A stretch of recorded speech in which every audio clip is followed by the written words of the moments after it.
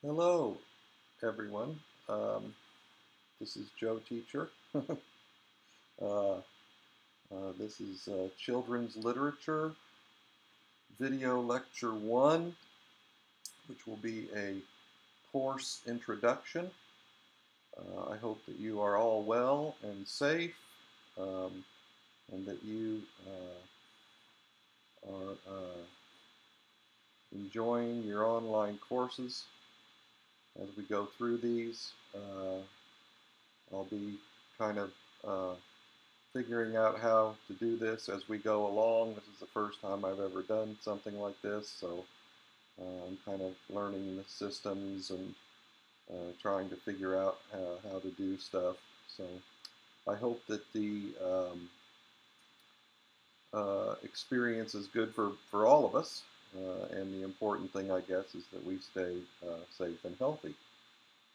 So, without further ado, I will begin going through some of the things that I need to tell you about the course and how we are going to do it going forward here during the online portion, which should be hopefully only weeks 3 and 4. Hopefully by week 5 we're back into the classroom. That would be nice. If we're not, we'll deal with that problem later when we come to it. So let's jump right into this.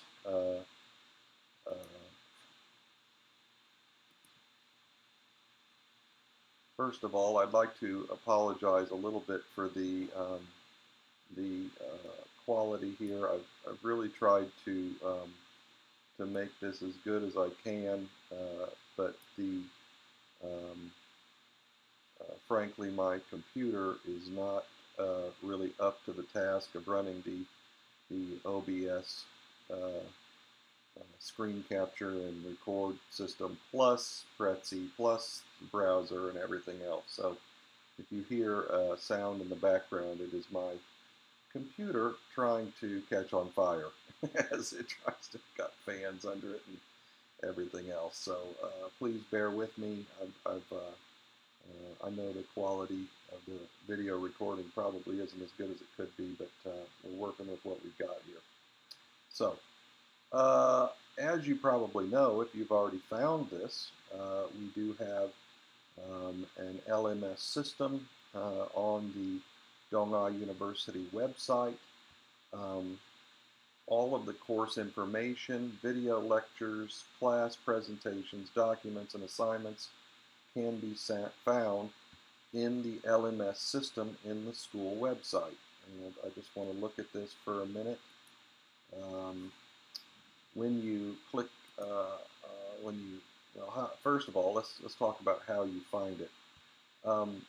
Probably you already know this, but I have put a link up here on the Contact Me page on joeteacher.org.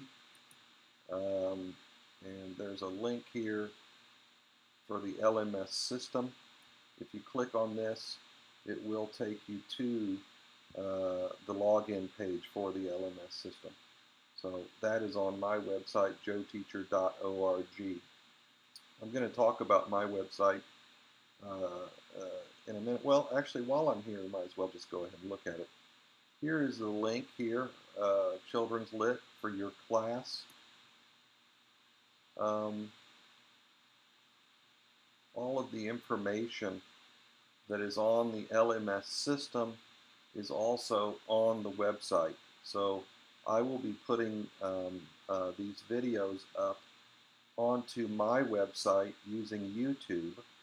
All of the presentations that I'm using, the texts that I'll be using, any handouts, lecture notes that I will be using during the class will be on here in addition to the LMS system, and I'll talk a little bit why that is in a minute. But you can use this also as a resource. I'm going to hopefully have everything on both. That's my goal. But Once you log into the LMS system, you'll see a page that looks something like this. Now, I don't have a whole lot up on the class page right now. This is the student view. There will be a Q&A board here. If you click on the Q&A board, you will be able to write any questions that you have. I may be writing questions up here or anything like that. We can kind of use this as an open space to kind of communicate with each other. The syllabus page is here. I'm going to be going through the syllabus in a moment, but if you want to know what that information is, it's here. This next tab, Lecture Resources, will contain texts, assignments, anything that I need to send you in terms of a document or a video or anything like that will be up here.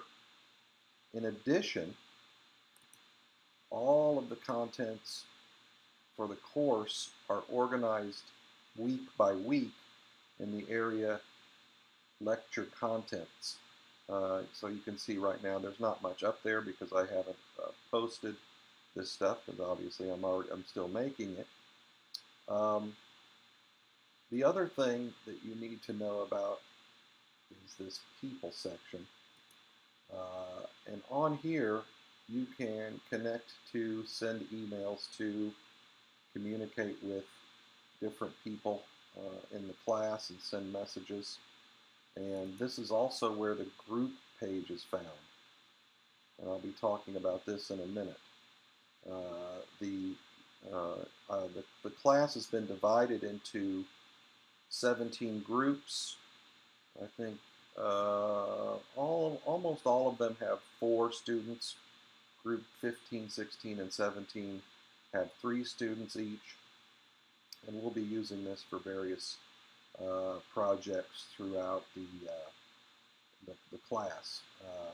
You will probably stay with those students throughout the entire class in your group. But I'll talk more about that in a minute. So that is the LMS system. This is the website for your class, joeteacher.org. There will be links between the two, but the reason why I am building redundancy, in other words, having all of the information in 2 places, is that I'm a little bit worried that the LMS system is going to hold up to the amount of traffic that it's going to have. So I hope it does. I hope it works flawlessly. But in case it doesn't, in case you can't access or it's really, really slow or it doesn't really work, I wanted to build in a backup plan, kind of a plan B, into my regular website. Since everything was almost everything was on there anyway. The only thing that I'll be adding probably, other than any changes that I make to the curriculum, the only thing that I'll be adding are these videos that I'm recording. So I'm going to go ahead and upload these to my class website using YouTube in case there is a problem with the LMS website. So keep that in mind, that there is a backup plan.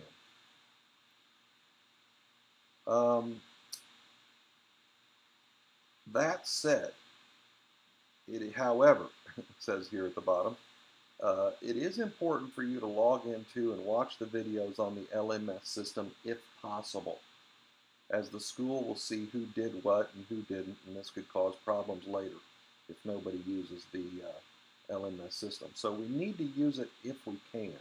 If it's not possible, then go to the, if you have problems with the LMS system, then you can go to joeteacher.org, to the class page, and you can also get the information. But it's probably a good idea to go ahead and log into the LMS system for all of your classes and do the assignments and watch the videos, because that your participation in those classes is recorded and documented by the system automatically.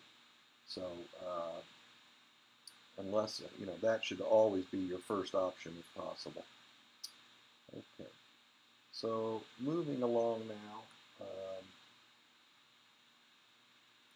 I want to talk a little bit about how we're going to organize the assignments. I'll be giving you assignments from time to time, little writing assignments and stuff like that. Rather than try to organize all of that through the LMS system, I'm just going to keep things simple and use an assignment notebook. I would like for you to use a small notebook to complete all of, not a tiny notebook, like a regular size notebook, to complete all of the assignments, including the answers from the activity and the video lectures or any other assignments that I give you. And I will be checking those notebooks on the first day that we meet together in the classroom. So make sure that you have completed all the assignments that I've given you by that time. In addition, there will be group assignments, and I will be checking those to make sure that you've done those using various means. I haven't figured out how, but I will check it. So if I give you a group assignment, even a group discussion, make sure that you're doing those things, because I will check it, and there are ways to check it. So I'll talk about that in a minute. So first, I would like to go through the syllabus and the course calendar to talk about the assessment standards for the class, the syllabus, the curriculum, and other things. So let's look at that next. I'm going to go back to the group page here. This would be your student view. You can see the syllabus here. We'll click on that, and we'll go through this quickly. All of this is available for you as well to look at it. If you want to, you can go ahead and click on it now and follow along if you can see it better than this video. Excuse me.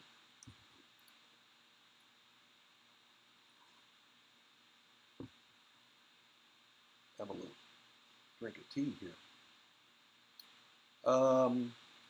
So this is ENG 215, Section 1. I don't believe there's a Section 2.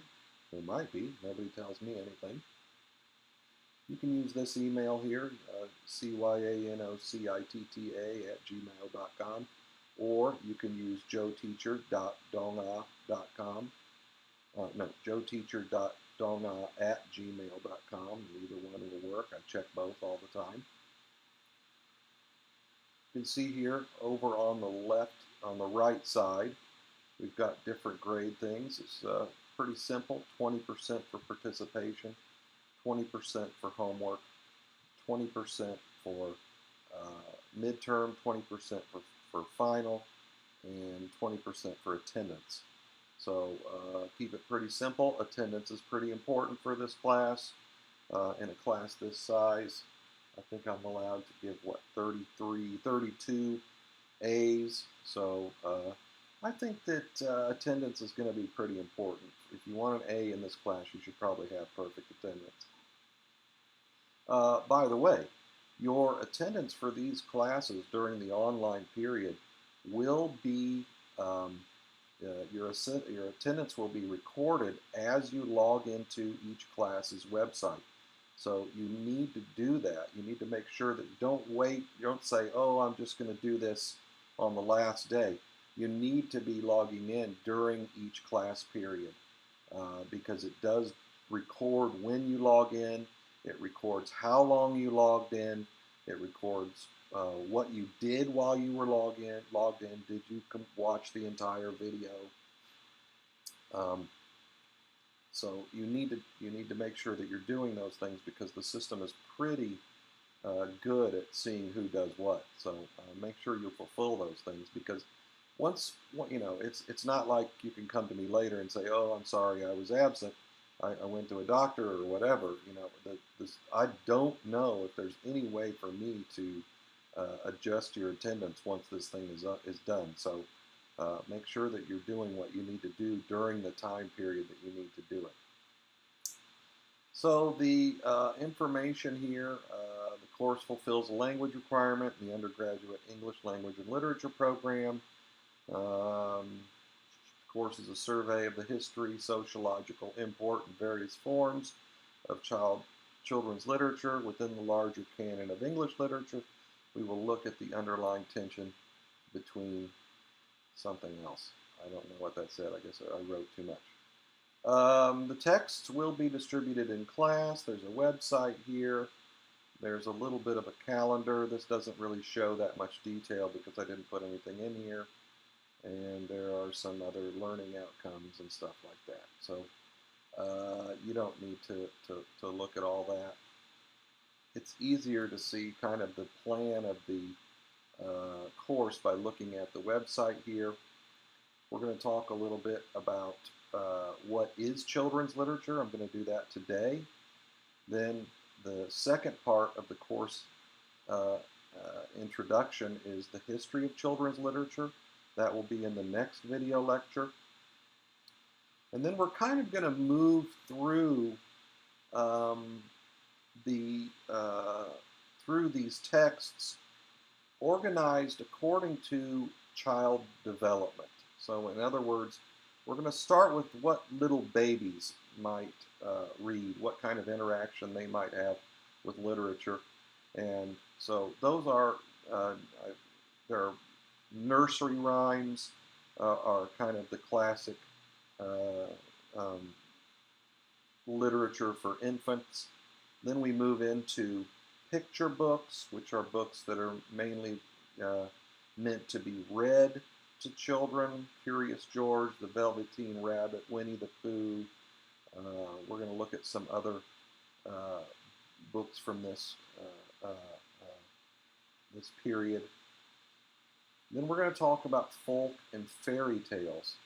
And we're going to be focusing on the story Cinderella and looking at, this is a very interesting text because it kind of highlights the way that literature has changed as the concept of childhood has become developed over the last 200 to 300 years.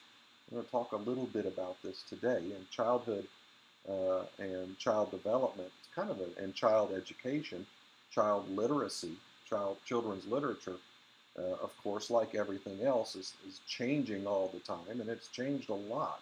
So we're going to look at how different it is now from the way it was, say, in the 18th century when children's books were first being published, and earlier than that. This will take us up to the midterm, and we're going to begin looking at the golden age of children's literature. The last year when I taught this class, we did Alice in Wonderland. I don't think I'm going to do that movie again, that story again. I'm thinking about that. I might change that up a little bit. But then we move into genres of adolescent fiction, the fiction that is written for young adults, that between childhood and adulthood. We've got coming-of-age stories, and there's adventure stories, fantasy and science fiction, historical fiction. I don't know how much time we're going to have for some of these things. I always like to do as much as I can, but there's never enough time. And then we talk a little bit about current trends in children's literature. Last semester we looked at Zootopia, the film Zootopia, and then New Directions to wrap things up. So that's kind of a general overview of the class. It may change, it probably will change. I always modify and try to improve my classes as I go through and teach each time. I never teach a class the same way twice. So I'll probably be making some adjustments. Obviously missing the first 2 weeks and then having this online section is going to mean that some things are going to have to be modified, and I'm kind of figuring this out as I go. So please be patient with me, and I'll try to do the best I can to to get you as much material as possible. Okay, so that covers syllabus and the course calendar, where we're headed with this a little bit. Next, I want to talk about the student groups. I've broken the class up, as I said, into groups of 4. That was done randomly by the computer. Each group was also randomly assigned a team captain. I would like for the captain of each team to contact the other team members using the class communication system on the Donga portal website and create a Kakao Talk group so that you can help each other. A lot of people may be confused. What's going on? How do I access this information? What do I do? What's the assignment this week? So I want you to be able to help each other as we're going through this stuff, to kind of work together and make sure everybody gets the information that they need. I will also be giving you group assignments throughout this class. This is part of the way that I teach. We will be looking at texts, we'll be watching videos, I'll be giving you worksheets, story analysis worksheets, where we're going to be talking about character, we're going to be talking about plot, and I'll be giving you group work to do as we're reading these texts to kind of figure out together. I think people learn more when they kind of have a communicative classroom, is what they call it in education, where people are talking about ideas, sharing ideas, even arguing together. I think it's a really wonderful way to learn. So I try to make at least part of each class kind of a discussion group in small groups. When I give you a group assignment, I expect each member of the group to contribute and work together. A significant portion of your grade for this class will be based on your effort during these group projects. As a member of your group, if a member of your group is not contributing, please let me know. It's very important to me. I'll probably know before you know, or before you even tell me. I'm very observant. I've been doing this for years. I know what goes on in these groups, and I know how to keep an eye on things. So I'll be walking around in the class when we're doing things together and kind of keeping an eye on this. But during the online portion of the class, if someone's not participating, or you can't locate somebody, they're not answering their texts or emails, if a team captain has a difficulty like that, please let me know so I can try to help get you the information that you need to contact people. Next, I'll talk a little bit about the texts. In this class, texts will be distributed by the instructor. There's no need to purchase a textbook or any other books. All texts and other materials are available on the class website. I have shown you here on the joeteacher.org up here at the top. There are 3 texts that we're going to be using. One is the Norton Anthology of Children's Literature. This is very expensive. It's a huge book. If you plan to teach children's literature in the future, or do a master's degree in children's literature, it's probably a good book to have. But I'm not going to make you buy it. We're not going to use that much of it, so you don't need to buy a 2,000-page book to have that. We're also going to be using Kathleen Horning's excellent book, From Cover to Cover, Evaluating and Reviewing Children's Books. I may not cite that directly a lot, but a lot of the information that I'm giving you and what the format for the class is largely based on that, and I'll be using that as a reference. Again, you don't need to buy that. Another great book is Rebecca Lucan's Critical Handbook of Children's Literature, and I have that as well, and I'll be referring to that. If you want to buy those, go ahead. They're all great. You don't need to buy them. I'll be distributing those texts to you in class going forward. Also, we're going to have a pretty loose definition of what texts are.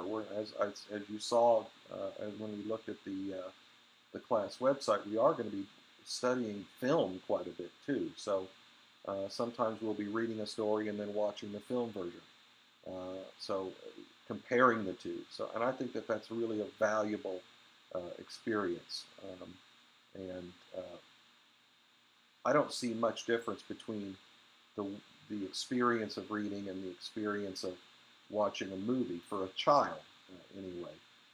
The imagination is still activated. So we'll be talking about the difference between the two, between film and a written text or printed texts. We'll probably also be talking about music a little bit and some other textual formats as well. Plagiarism. This is a big problem, and I've had to address it in the past, and I wanted to add this because I think it's important for you and I to understand what the standard is regarding plagiarism. Writing assignments will be given from time to time, and there may be a temptation to copy something someone else has written from the internet.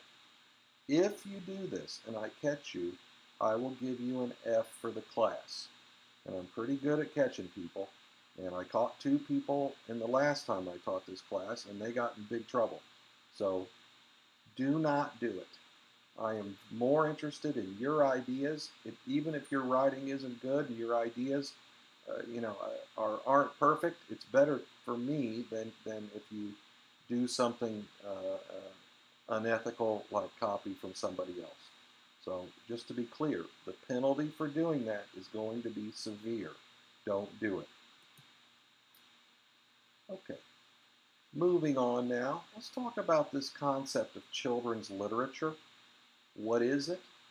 We see here in the name of the course, we have 2 different words here. Children's literature is pretty obvious, I think, to both of us, to anybody that sees this. They kind of have an idea. This is, books, that kind of focused on childhood. But I want to talk a little bit more about these 2 concepts, childhood and literature.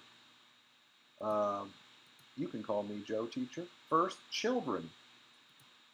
Is it literature by children? Does this mean the children wrote the book? Is it literature for children? Are children meant to be the audience?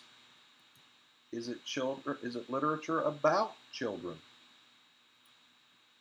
Childhood, the topic of the literature.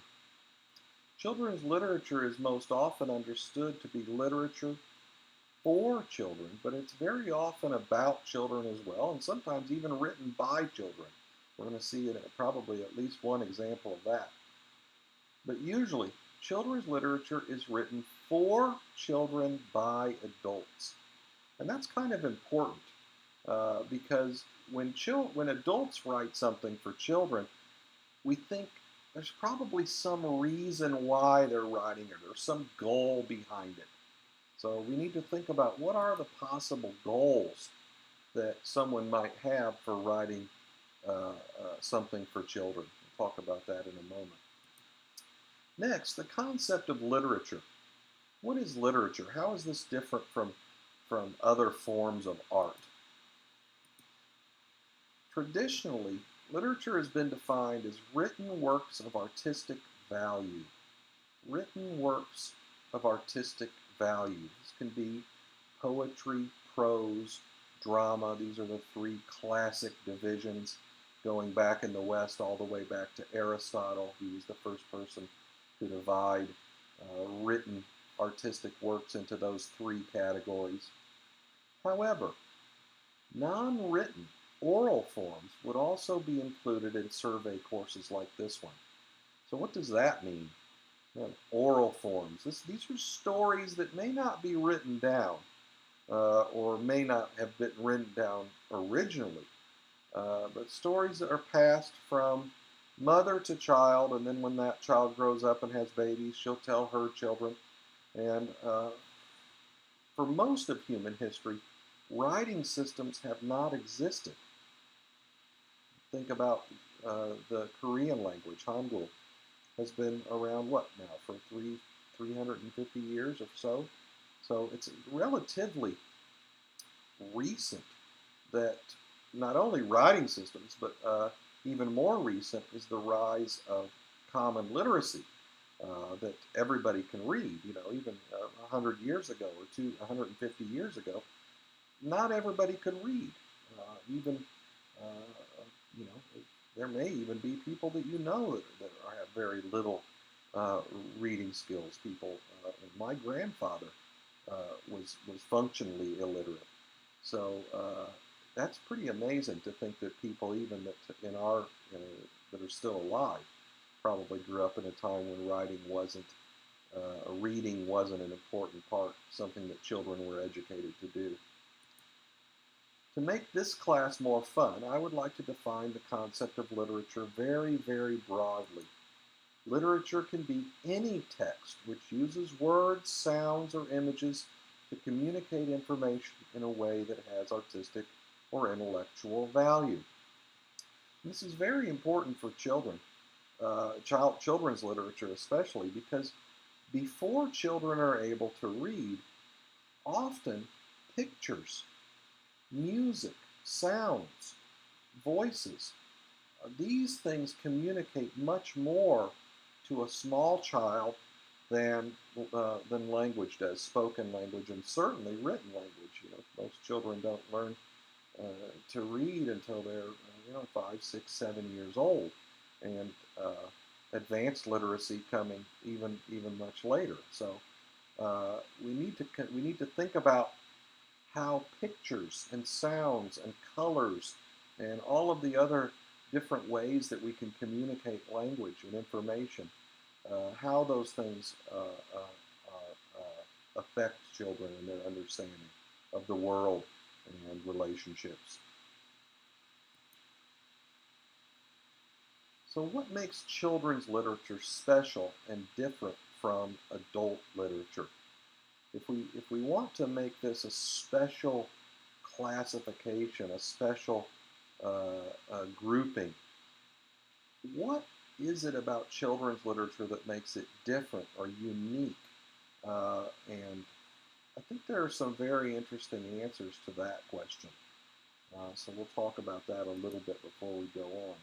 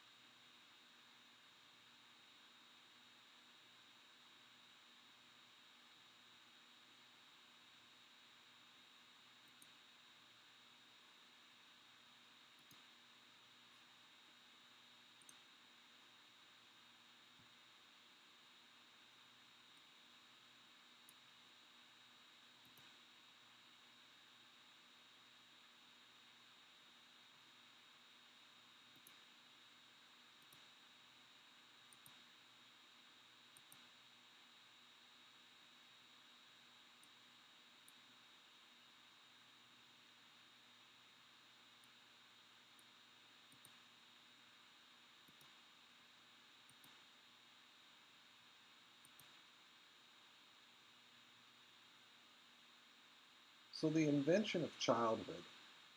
We often think about childhood as being something that has always existed. That there have always been children, that childhood has been considered as a special time, and uh, the art that was presented to children was different or unique uh, uh, compared to what adults would have consumed. This isn't actually true. Childhood is a relatively new thing as a concept, uh, at least as we conceive of it today. At some point, we'll talk more about this in the next lecture, childhood came to be seen as a special time when children needed to be nurtured, protected, and above all, educated. It's no coincidence then that children's literature as a distinct genre of writing developed around the same time that the Western culture was inventing childhood. So childhood actually kind of corresponded in a way with the development of cheap printing and the economic development of the middle class, this large group of people, population that had the money to educate their children. Prior to this, most children probably would have been working when they were younger, and uh, child labor was very, very common. Children would go to work on the farm or in factories. Education was not that important. So we'll talk about the economic and cultural changes that occurred around the time of the Industrial Revolution that allowed childhood to become a thing in a way that it wasn't before. So thinking about childhood in this way, in terms of purpose, we can begin to see the special qualities that make children's literature different from other types of writing. So obviously, children's literature is going to have different topics. There are going to be some topics that are considered unsuitable or inappropriate for children. Children's literature is going to probably have some common goals, even across cultures. So we think about those things. What could they be? First, children's literature in some way presents a model of behavior, a set of moral or ethical standards for a child to follow. A lot of children's literature communicates the proper way to behave, social standards, expectations for children, things that we do, things that we don't do. A lot of stories contain a lesson about bad things that happen when you behave in a way that is disrespectful or dishonest, for example. Second, children's literature is written in such a way as to protect children or preserve their innocence in regard to certain topics, such as sexuality or graphic violence. When we look at Cinderella, we're going to look at an old text, one of the earliest written recordings of this particular story, and we're going to see that it wasn't always the case that violence, for example, was considered inappropriate for children. Some of the earliest children's stories that come out of the oral tradition are extremely violent and may even contain instances of sexual material that we would probably consider inappropriate today.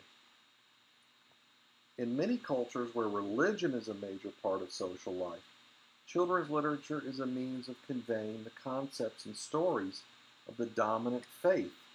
This is also true of other types of social values: political, economic, gender roles. In the United States, a lot of stories center around America is great, patriotism, uh, love of the flag, things like that. Gender roles. What types of roles are appropriate for female children, for male children? What types of roles are inappropriate? So a lot of this stuff that we kind of take for granted is built into the story and the literature and the culture and the film. There's been a lot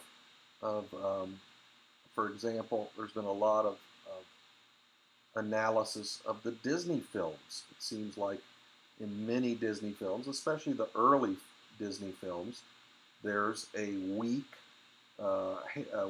female character like a Cinderella, for example, and there's a strong male character, Prince, who comes in and rescues her.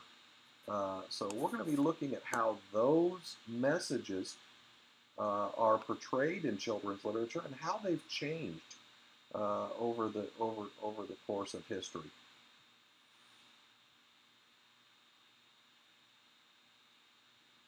For your first group assignment, I would like for you to talk with your group about your experience with literature as a child and as an adult.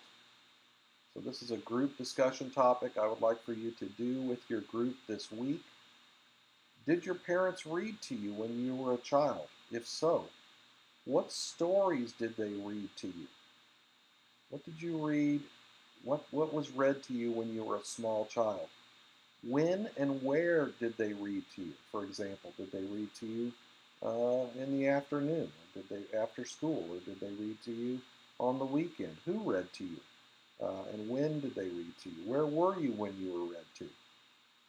Were you in the living room? Was it a family activity or in the bedroom? When you learned how to read, what books did you enjoy reading the most when you were in elementary school? Is there a particular type of book that you liked? What was the topic of that book? Um, what kinds of things were you interested in? Talk about your reading habits now. Do you read now? If so, what types of books do you like to read? How many books do you read per month? I love reading. In fact, I probably read too much. I read about, probably on average, about a book a week, sometimes more. And I really love historical fiction. It's my favorite genre to read. Uh, some other people like romances or science fiction or fantasy novels or military or detective stories. What kind of books do you like to read and how much do you read? And the last question is, what is your favorite book ever? What book, if you had to choose one book, what is your favorite book that you have ever read? So that is a group discussion I'd like you to have this week. For your homework, contact your other group members and create your Kakao Talk group. That's for the team captain to take the lead on that. Use the group communications in the portal website. Contact your other group members, get their Kakao Talk IDs, and create a Kakao Talk group. Next, using the Kakao Talk text, voice, or video chat, it's up to you. Complete your discussion, your reading history discussion that I just outlined above. In your assignment notebook, I would like you to write about your favorite book when you were a small child. So write about that in your assignment notebook, and I'll be looking at that during the first day of class. So thank you very much for listening to this video lecture. I know this is probably a new thing for all of us. I'm still figuring it out, learning as we go along. If you have any questions or problems, please contact me. I will be happy to help you in any way that I can. If you have problems that don't really have anything to do with this class, I'm also happy to help you with those. Sometimes students need help with resumes or cover letters or to prepare an application for a study abroad program or job interview coaching. Or if you just need to talk, maybe you're stressed out or freaked out or you have a big personal problem. I've had students come to me with incredible difficulties, and so I try to help in any way that I can. I'm here for you. I don't have a wife or children. All I have is my bad kitty Zuli, who's my cat, and she's sitting here looking at me right now like I'm crazy. Why? Who are you talking to? My students are my life, and I say that a lot, but I really mean it. I love my students. I care about you a lot, and if you need any help or anything, if there's anything that I can do to help you, I will. Please consider me a resource, and anything that you need, I'm here for you. So this brings to a close video lecture 1. In the next video lecture, we will begin looking at the history of children's literature. I hope that you are enjoying these and as much as I'm enjoying making them. And please be careful, wash your hands, wear your mask, use hand sanitizer, and do everything you can in this difficult time to stay healthy. So thank you very much for listening, and I'll talk to you soon.